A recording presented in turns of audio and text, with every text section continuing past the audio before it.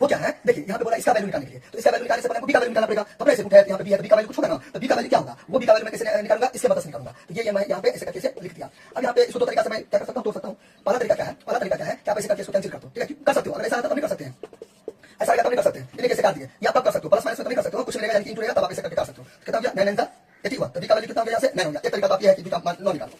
And the second method ये है कि 9b इक्वल टू 81।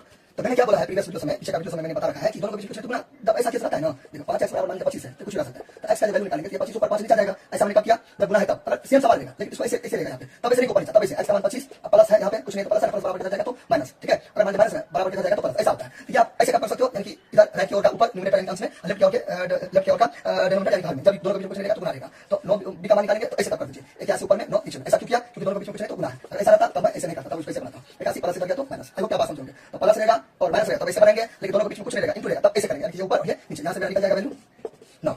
अब हो गया, अब यहाँ पे लिखेंगे 9, इसका मान बोलता है निकालने के लिए, चलिए निकालिए।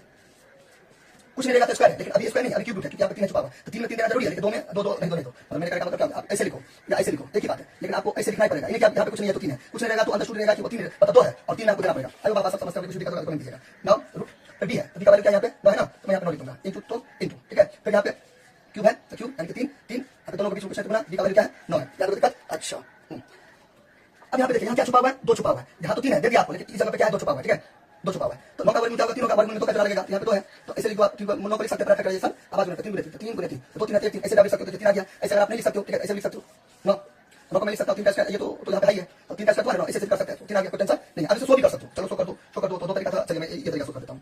2 है 9 है तो 3 गुणे 3 में लिख सकता हूँ, ठीक है, आप वो तरीका कर सकते हो, इसे वाला याद रहे, यहाँ पे चलेगा, यहाँ पे वही रहेगा, तब ऐसे करके कटेगा। अच्छा इंटू तो इंटू, नाउ 3 है तो 3 दे दिया, 9 है तो 9 को मैं लिख सकता हूँ 3 इंटू 3 3 9। अब यहाँ पे तो 3 तो आपको देना ही पड़ेगा, यहाँ पे नहीं दोगे तब 2 है, ठीक है, और यहाँ पे नहीं दोगे तब यहाँ पे 3 देना ही पड़ेगा, अगर 3 है तो यहाँ पे 2 नहीं तो नहीं तो। अच्छा अब वही पेड़ निकालेंगे, 2 यहाँ पे 2 है तो 2 3 है, 3 निकालेंगे, पेड़ लगता है जोड़ा। अच्छा फिर यहाँ पे क्या 3 है तो 3 का लगेगा, ठीक है, 3 का लगेगा, ऐसे 3 है यहाँ पे 1 निकल जाएगा, तो 3 3 9 हो गया इसका आंसर।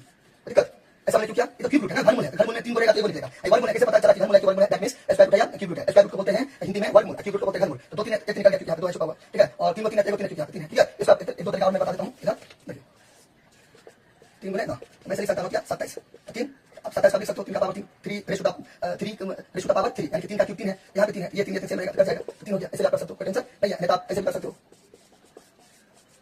आप फिर इसको तोड़ो, 27 को 3 किया 9 किया 27 3 3 कैसे करके कर सकते हो, ये तरीका कोई टेंशन नहीं, ठीक है। ये तरीका सेम है, क्योंकि 9 क्या 27 फिर मैं इसको तोड़ा, तो मैं इसको दोनों को गुणा क्यों करूंगा, 3 है तो 3 9 को मैं तोड़ता 3 3 27 इसको भी मैं गुणा करके ऐसे करके लिखूंगा, बात हो गया बराबर, ठीक है। अच्छा